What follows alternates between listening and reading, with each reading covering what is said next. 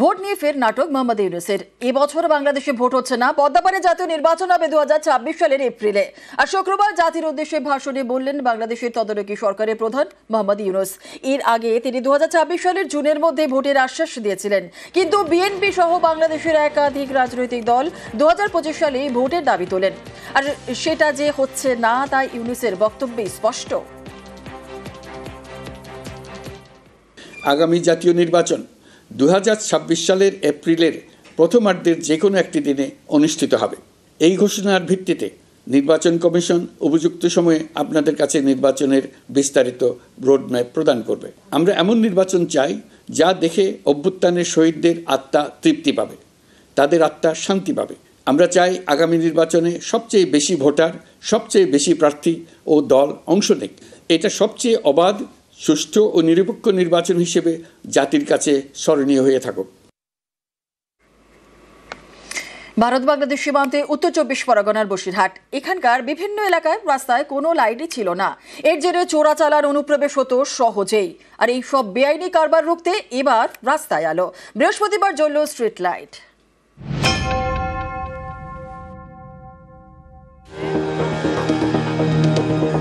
উত্তর 24 পরগনার বসিরহাট, কাছেই বাংলাদেশ সীমান্ত।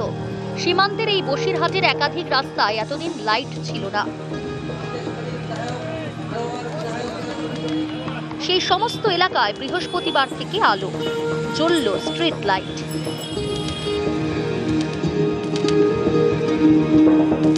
প্রায় 2 কোটি টাকা লাইট আলোকিতকরণের কাজ আমরা করেছি। শুধুমাত্র দুটো পঞ্চায়েতের রাস্তা নয়, 3টে বিধানসভার লোক এর দ্বারা উপকৃত হবে। ওপারে বাংলাদেশ, এপারে বসিরহাটের নিমদারিয়া, কোদালিয়া, শাকচূড়া, বাগুন্ডি সহ একাধিক এলাকা। এই সব এলাকার রাস্তায় এতদিন লাইট ছিল না। সূর্য ডুবলেই খুটখুটে অন্ধকার। এখানেই বসানো হয়েছে স্ট্রিট লাইট। 16টি গ্রামের 10 কিলোমিটার এলাকায় স্ট্রিট লাইট। 195টি লাইট বসানো হয়েছে রাস্তা জুড়ে। এর মধ্যে রয়েছে সীমান্ত ঘেঁষা টাকি রোডও। যে বাংলাদেশ থেকে বিভিন্ন রকম চোরাচালান, রাতের অন্ধকারে এখান দিয়ে যাওয়া আসা, পাচার কাজগুলো হতো। তো সেখানে আমাদের একটা দাবি ছিল যে রাস্তাঘাট লাইট হলে বা হলে এগুলো একটু কম হবে। বর্তমান সরকার যেটা করেছে আমরা একটু নিরাপত্তা ফিল করতে পারছি। সীমান্ত রক্ষীরা তারা ঠিক বুঝতে পারছে না কারা চোরা, কারবারি আর কারা সাধারণ সঠিক মানুষ। সেটা লাইটটা লাগিয়ে এই পঞ্চায়েতের মানুষকে উপকৃত। উত্তর 24 পরগনা থেকে জিয়াউল আলম, নিউজ 18 বাংলা। স্টেশনের পাশের রাস্তা বেহাল। বাঁকুড়ার বিষ্ণুপুরে চরম দুর্ভোগ। বৃষ্টি হতেই ভোগান্তির একশেষ। সমস্যা সমাধানে উদ্যোগী স্থানীয় বিধায়ক। রাস্তা সরানোর অনুমতি চেয়ে চিঠি দিলেন রেল কর্তৃপক্ষকে।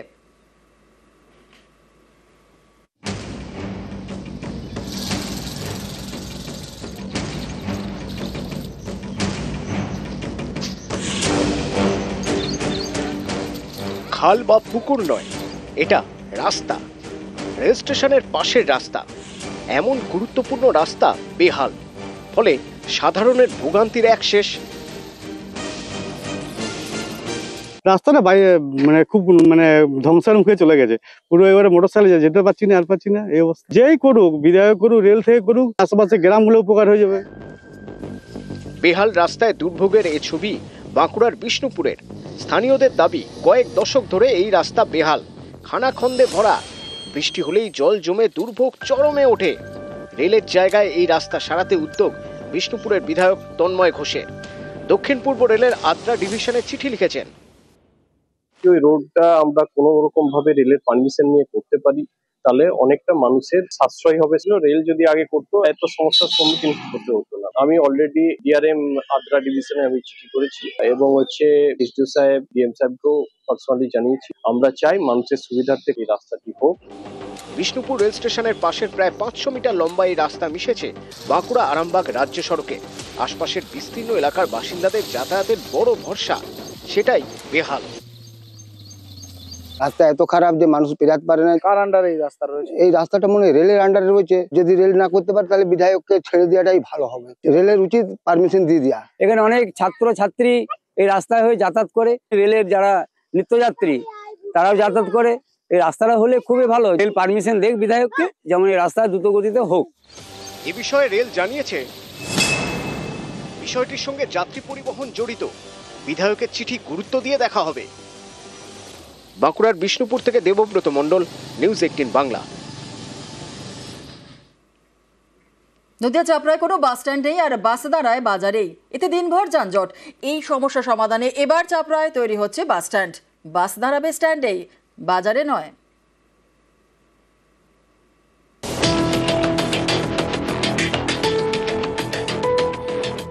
নদিয়ার চাপড়া, এখান দিয়ে গিয়েছে কৃষ্ণনগর করিমপুর রাজ্য সড়ক। চাপড়ার ওপর দিয়ে রাজ্য সড়ক গিয়েছে। এই রাস্তায় প্রতিদিন বহু বাস যায়, কিন্তু চাপড়ায় কোনো বাস স্ট্যান্ড নেই, ফলে বাস দাঁড়িয়ে পড়ে বাজারের কাছে। এতে তৈরি হয় যানজট, ভুগতে হয় সাধারণ মানুষকে। এই সমস্যা মেটাতে এবার চাপড়ায় বাস স্ট্যান্ড তৈরি করা হচ্ছে। বিডিও অফিসের কাছে তৈরি হচ্ছে চাপড়া বাস স্ট্যান্ড। আমরা খুবই খুশি চাপড়াবাসী। আমাদের মাননীয় সাংসদ মোহাম্মদ তহবিল থেকে কাজটা শুরু হয়েছে। আমাদের চাপড়া বাজারে বিভিন্ন যানজট, স্কুল কলেজের সময় জাম বাঁধে এবং বিভিন্ন দুর্ঘটনা ঘটে। বাস স্ট্যান্ডের কাজ শুরু হয়েছে, তার জন্য আমরা খুবই খুশি। চাপড়া বাজার কৃষ্ণনগর করিমপুর রাজ্য সড়কের পাশেই। এই রাস্তা দিয়ে যাতায়াত করে কৃষ্ণনগর থেকে নদিয়ার বিভিন্ন রুটের বাস, যাতায়াত করে কৃষ্ণনগর থেকে কলকাতা, মুর্শিদাবাদ সহ একাধিক জেলার বাস। সব মিলিয়ে সারাদিনে শদুয়েক বাস আপ ডাউন করে। এই রাস্তায় টোটো, অটো, বাইক সবই চলে, তার উপর বাস তো আছেই, কিন্তু কোথাও বাস স্ট্যান্ড নেই। এর জেরে প্রতিদিনই যানজটের ভোগান্তি। এর থেকে রেহাই পেতে চাপড়ায় বাস স্ট্যান্ডের দাবি তোলেন স্থানীয়রা। সেই মতো এবার বাস স্ট্যান্ড তৈরির কাজ শুরু হয়েছে। খরচ হবে 1,20,00,000 টাকা। রাস্তার উপরে বাসগুলো দাঁড়ায়, বাস স্ট্যান্ড না থাকার জন্য তাদের যানজট বেড়েই যায়। দুপুরবেলায় স্কুলের ছেলেরা যে থেকে অ্যাক্সিডেন্ট বেড়ে যাচ্ছে। অনেক দিন পর সেই সমস্যা মনে হচ্ছে এবার মিটতে চলেছে। যখন একটা বাস স্ট্যান্ড প্রয়োজন আছে, কৃষ্ণনগর থেকে তেহট্ট করিমপুরের বাসগুলো যেগুলো যায় সেগুলো চাপড়াতে রাস্তার উপরই দাঁড়াতো। তো এই বিষয়ে আমাদের মাননীয় সাংসদ মহামূত্র মহাশয়, তিনি তার সাংসদ তহবিলের টাকা থেকে 88 লাখ রুপিস তিনি স্যাংশন করেছেন ওই চাপড়া বাস স্ট্যান্ডটি তৈরি করার জন্য। আমাদের প্রায় মাস দেড়েক মতো হলো এখানে ওয়ার্কারের ইস্যু হয়েছে। আমরা এক্সপেক্ট করছি যে নেক্সট 4 মান্থসের মধ্যে আমরা কাজটাকে ভালো জায়গাতে নিয়ে যেতে পারবো। নদিয়া থেকে সমীর রুদ্র, নিউজ 18 বাংলা।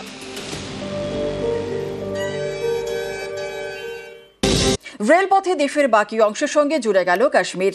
উদ্বোধন হলো চেনাব রেল ব্রিজের, যা বিশ্বের সবচেয়ে উঁচু আর্চ রেল ব্রিজ।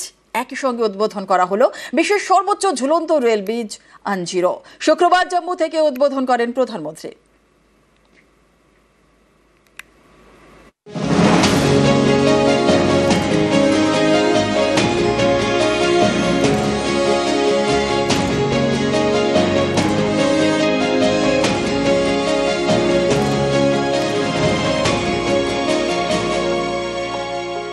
माता वैष्णो देवी के आशीर्वाद से आज वादी कश्मीर भारत के रेल नेटवर्क से जुड़ गई है। कश्मीर से कन्याकुमारी ये अब रेलवे नेटवर्क के लिए भी हकीकत बन गया है। পাহাড়ে ঘেরা জম্মু ও কাশ্মীর দুর্গম এলাকা, ধস প্রবণ, ভূমিকম্প প্রবণ, সেখানেই রেল ব্রিজ পাহাড়ের গায়ে। শুক্রবার জম্মু থেকে এমনই একাধিক ব্রিজের উদ্বোধন করেন প্রধানমন্ত্রী নরেন্দ্র মোদী। জম্মুতে দেশীয় প্রযুক্তিতে জোড়া ব্রিজ চেনাব এবং আঞ্জি, এই দুই ব্রিজের মাধ্যমে রেলপথে দেশের বাকি অংশের সঙ্গে জুড়ল কাশ্মীর।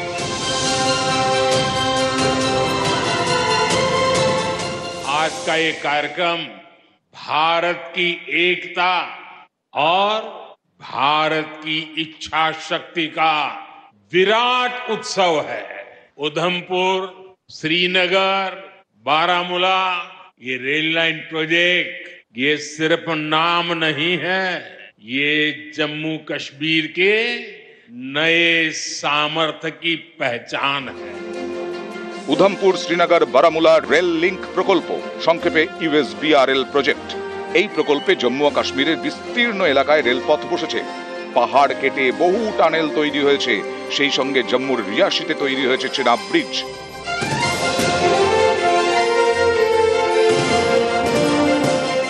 চন্দ্রভাগা নদীর ওপরে আর্চ ব্রিজ। এই চেনাব ব্রিজ তৈরিতে খরচ হয়েছে 1486 কোটি টাকা। রেলের দাবি, এই ব্রিজের ওপর দিয়ে ঘন্টায় 100 কিলোমিটার গতিবেগে ট্রেন ছুটতে পারবে। ভূপৃষ্ঠ থেকে 359 মিটার উচ্চতায় এই রেল ব্রিজ। আইফেল টাওয়ারের থেকেও 35 মিটার লম্বা এই চেনাব ব্রিজ বিশ্বের উচ্চতম arch rail bridge. Chenab bridge दुनिया का सबसे ऊंचा रेलवे आर्च ब्रिज है।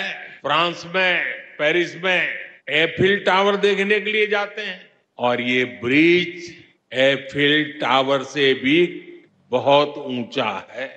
अब लोग चिनाब ब्रिज के जरिए कश्मीर देखने तो जाएंगे ही, ये ब्रिज भी अपने आप में एक आकर्षक টুরিস্ট ডেস্টিনেশন বনেগা। চেনাব সেতুর কাজ করতে গিয়ে নিশ্চয়ই কঠিন হয়েছে, তার কারণ হচ্ছে অত উঁচুতে কনস্ট্রাকশন করাটা ন্যাচারালি রিস্ক অনেক বেশি। সেবক ব্রিজ যেটা করোনেশন ব্রিজ, সেটারও কিন্তু বেসিক ফিলোসফিটা কিন্তু আর্চের ফিলোসফি। যেহেতু আর্চ, সে কিন্তু ভার্টিক্যাল ডাউনওয়ার্ড লোডটা কম হয়, ঠেলাটা বেশি হয়। অর্থাৎ এই যে জিনিসটা, এই যে ফোল্ডটা আর্চের, এই যে সরে যায় তাহলে ব্রিজটা গেল। অনেক ব্রিজ আছে, নায়াগ্রার সামনে আছে, এরকম অনেক ব্রিজ, এই ধরনের ব্রিজ আছে যেটা আর্চের ব্রিজ। আর্চের উপর দাঁড়িয়ে আছে সিডনি হারবার ব্রিজ। আর্চের ব্যাপারটা হচ্ছে যত বড় স্প্যান হবে তাতে আর্চ সুবিধে। যদি আমি স্ট্রেট ব্রিজ করি তাতে অসুবিধা অনেক বেশি, ভেতরে পিলার দিতে হয়। এদিন বিশ্বের সর্বোচ্চ ঝুলন্ত ব্রিজের উদ্বোধন করেন প্রধানমন্ত্রী। জম্মুর রিয়াসির এই ব্রিজও এক বিস্ময়। হাতের ওপরে আঞ্জি ব্রিজ। রেলের দাবি এই ব্রিজেও ঘন্টায় 100 কিলোমিটার গতিবেগে ট্রেন ছুটতে পারবে।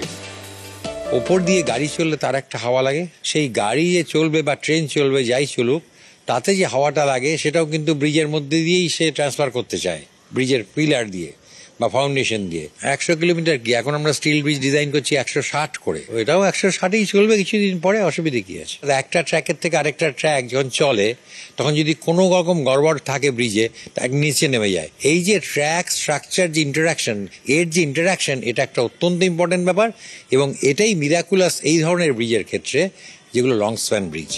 40 কেজি বিস্ফোরক দিয়ে বিস্ফোরণ ঘটালেও এই ব্রিজের ক্ষতি হবে না। মাত্র 11 মাসের মধ্যেই ব্রিজ তৈরি হয়েছে।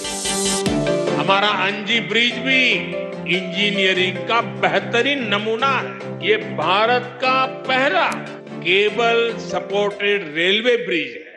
যে কোনো এই ধরনের ব্রিজ শিক্ষণীয়, কারণ এটা সত্যি একটা ওয়ার্ল্ড ক্লাস জিনিস, এবং বড় বড় সব পৃথিবী বিখ্যাত কনসালটেন্টরা এর মধ্যে করেছে। এবং লিওনার্দো হচ্ছে father of cable stayed bridge.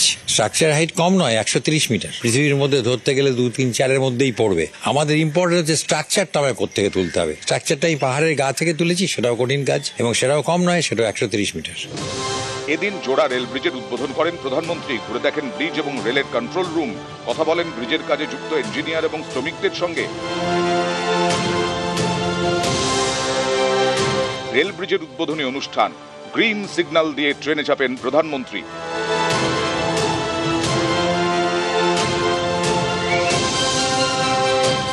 बीच में कोविड के कालखंड के कारण भी अनेक मुसीबतें आई, लेकिन हम डटे रहे। रास्ते में आने जाने की मुश्किलें, मौसम की परेशानी, लगातार पहाड़ों से गिरते पत्थर, ये प्रोजेक्ट पूरा करना मुश्किल था, चुनौतीपूर्ण था। लेकिन हमारी सरकार ने चुनौती को ही चुनौती देने का रास्ता चुना है। এদিন জম্মু ও কাশ্মীরে জোড়া বন্দে ভারত এক্সপ্রেসের উদ্বোধন করেন প্রধানমন্ত্রী। নিউজ 18 বাংলা।